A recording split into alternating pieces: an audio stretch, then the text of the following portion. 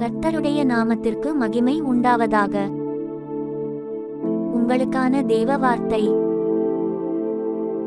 கர்த்தர் உன் வலது பக்கத்திலே உனக்கு நிழலாயிருக்கிறார். ஜெபம். அன்புள்ள பரலோக பிதாவே, கர்த்தாவே, நீர் என் வலது பக்கத்தில் நிழலாயிருக்கிறீர், எப்போதும் என்னை காக்கிறீர்.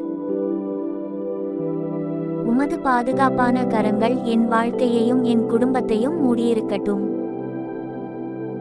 பகலும் இரவும் என் போக்கும் வரவும் அனைத்திலும் என்னை காத்து, எந்த தீங்கும் என்னை அணுகாதபடி உமது கிருபை தங்கட்டும். இயேசுவின் நாமத்தில் ஜெபிக்கிறோம் எங்கள் நல்ல பிதாவே. ஆமென்.